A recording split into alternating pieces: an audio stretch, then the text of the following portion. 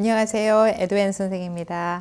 선생님, 미국에서 예체능 하는 친구들도 SAT나 ACT가 중요한가요? 예체능을 하는 학생들은 크게 두 부류일 거예요. 프로페셔널리 준비를 하고 있는 학생들도 있고요. 또 이미 필드에 나가 있는 학생들도 있어요. 이 학생들은 학교 수업 킵업하기 어려우니까 벌써 홈스쿨을 하고 있거든요. 자기가 SAT를 보고 싶으면 보겠지만 리퀘어드는 아니에요. 예를 들어서 줄리아드라고 생각하면 어드미션 홈페이지 보시면 아실 수 있어요. 오디션 반드시 제일 중요하고요. 그 다음에 테스트 스코어하고 GPA는 보지 않는다고 써 있어요. 그리고 뭐 홈스쿨이든지 하이스쿨이든지 해서 어떤 아카데믹 리코드 갖고 있나 무슨 공부했나 정도밖에는 안 본다고 되어 있습니다. 아이들의 뒤에 이 프로페셔널리 예능을 하고 하는 학생들의 미래가 얼마나 힘들다는 걸 부모님들이 아시니까 어느 부모님들이나 생각하시죠. 이쪽으로도 갈 수 있고 그 다음에 또 모르니까 또 다른 필드로도 갈 수 있으니까 라고 양쪽을 다 생각하셔서 그 학생들도 역시 SAT나 이런 시험 준비에 대해서 관심을 끊을 수는 없습니다. 다른 그룹은 이미 예체능으로 대학을 갈 건 아니지만 예체능에 대한 이런 그 훌륭한 엑스트라 커리큘러 액티비티를 대학 원서에다가 쓰려고 열심히 준비하는 학생들이 많죠. 토요일에 이 맨하탄에 있는 학생들처럼 뮤직하는 학생입니다.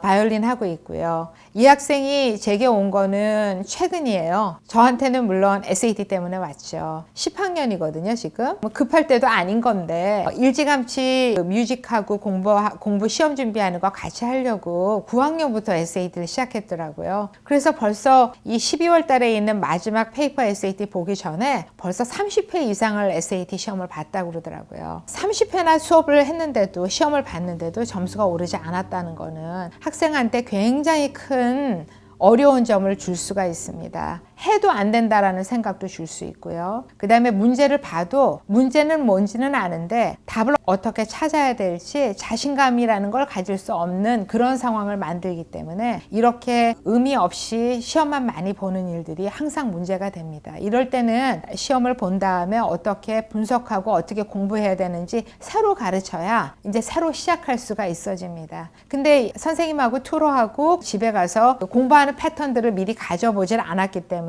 이 학생한테 먼저 필요한 건 선생님하고 수업이 맞춰진 다음에 그 자리에서 어떻게 다시 복습하는지를 가르쳐야 이 공부하는 패턴이 달라져서 30회 동안 만들어 놓은 나쁜 습관들을 고쳐나갈 수가 있게 되겠죠. 9학년에 공부하고 있는 동안에는 뭐가 어떻게 되는지도 모르고 그냥 다녔죠. 그냥 다니고 뭐 시험이니까 시험 보는 대로 다니고 이렇게 해왔었어요. 그러다가 이제 이게 시험을 진짜 봐야 될 시간이 되고 보니까 다 뿌였던 거예요. 답을 하려고 해도 정확하게 알지도 못하겠고 분명히 뭐가 잘못된지는 알겠는데 어떤 부분들이 고쳐져야 되는지 자신감만 점점 떨어지는 상황이라 저에게 왔습니다. 꽤나 스마트한 학생이라 어떻게 공부를 했든지 간에 SAT 점수는 600은 좀 안 되지만 가까운 점수는 가질 수 있었어요. 수학 점수도 한 600, 한 3, 40점 정도는 됐던 것 같아요. 10학년에 이런 정도면 부족하다고는 할 수 없는데 문제는 이 학생의 30회가 넘는 SAT 경험이에요.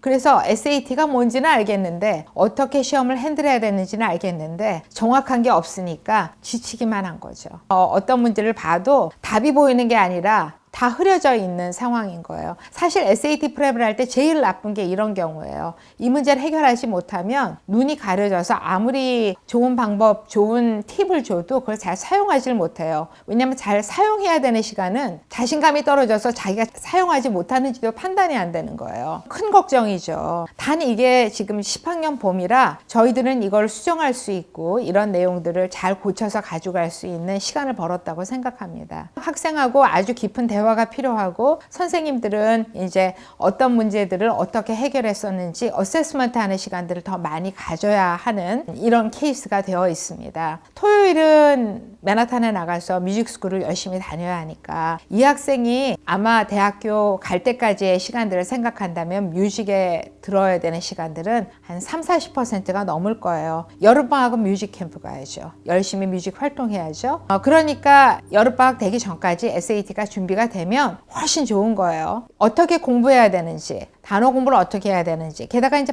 SAT가 바뀌어서 조금 더 탄저블한 아웃컴들을 얻을 수 있는 거예요. 왜냐하면 단어를 외운다든지 문법을 외운다든지 공식을 외운다든지 하는 것들이 그때그때 점수로 환산이 될 수가 있으니까 저희는 지금 이 학생이 매일 어사이먼트를 어떻게 해결하는지, 어떤 문항들을 어떤 식으로 해결하는지를 계속 보고 있습니다. 이제 700점대 가까운 점수로 가고 있어요. 그래도 한 2달 해서 점수가 이만큼 됐으면 100점 가까운 점수가 올라간다는 거는 이 학생이 이제 자기가 어떤 부분들을 잘못했었는지를 충분히 파악하고 고치고 있다는 증거거든요. 이 점수가 금방 유지가 되려고 그러면 조금 더 아주 단단한 매일매일의 스킬이 준비가 돼야 됩니다. 6월 달까지 아직 시간이 많이 남아 있으니까 잘 될 거라고 생각합니다.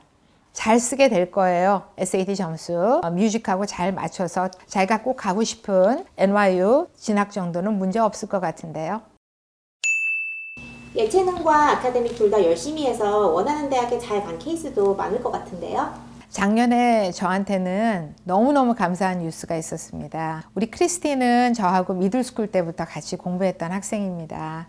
우리 크리스틴이 저에게 뭘 얘기를 하면 제가 그렇게 해야 될까? 그만큼 안 해도 잘하는데 이런 얘기를 많이 했던 학생이었어요. 우리 크리스틴은 바이올린 하는 친구예요. 근데 바이올린도 너무너무 열심히 하고요. 수학도 상당히 잘하고요. 물론 바이올린이나 음악을 하는 학생들은 다 수학을 참 잘해요. 대개의 경우 학생들이 다 수학을 잘하죠. 그런데 학교 공부도 뭐 하나 부족하는 거 없이 잘하는 학생이었습니다. 미들스쿨에서 하이스쿨 갈 때는 아이들이 해나가는 내용들이 아무리 열심히 해도 어느 범위가 있으니까 뭐 지켜보는 정도였죠. 근데 하이스쿨 가서는 그 공부하는 깊이가 더 깊어지는 거예요. 그래서 그 당시는 우리가 SAT2가 있었던 시절이었어요. 9학년에 SAT2 리터러처를 800점 가까운 점수를 받았던 학생이에요. 그러면서 저는 확인했어요. 얘 진짜 물건 되겠네. 이렇게 생각했었습니다. 우리 크리스티는 언제나 충분한 부분들이 충분하다고 생각하지 않을 만큼 스스로에게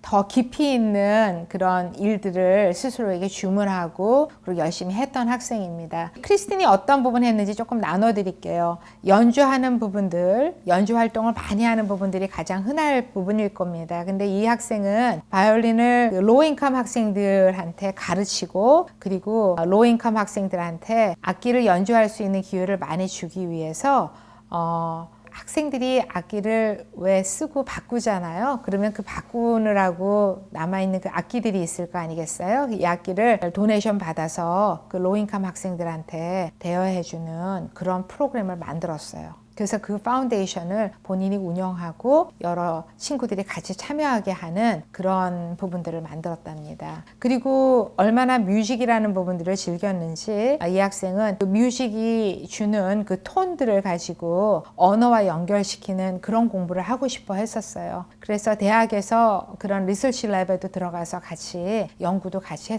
했었답니다. 크리스틴의 경우를 보면서 제가 배운 게 있습니다.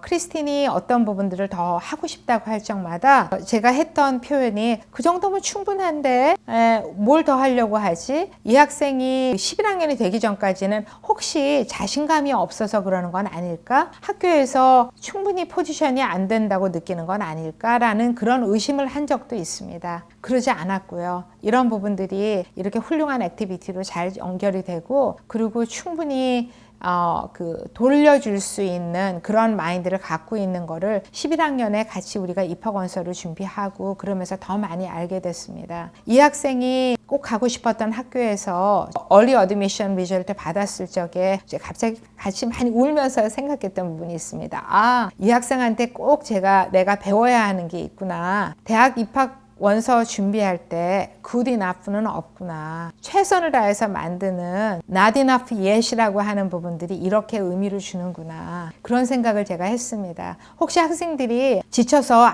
이제 이 정도면 충분하겠지. Probably it is good enough 라고 생각한다면 자기가 꼭 가고 싶은 학교에 대한 열정의 정도를 한번 생각해 봤으면 좋겠습니다. 그 패션이 얼마큼일지 거기에 맞춰서 내가 지금 가고 있는 게 충분할지 아닐지 할 수 있는 한 능력을 다해서 해본다 그러면 나오는 결과도 너무나 감사할 거라고 생각합니다. 우리 크리스틴 지금 한 해 끝내고 있을 겁니다. 너무너무 재밌다고 그럽니다. 너무너무 행복한 날들을 보내고 있다고 생각합니다. 어린 시절 보냈던 그 시간들, 언제나 굿이너프라고 생각하지 않았던 시간들이 우리 크리스틴한테 지금 새로운 미래를 만들어주고 있다고 제가 생각이 돼요. 그래서 꼭 나눠주고 싶은 저한테는 아주 귀한 레퍼런스 얘기입니다.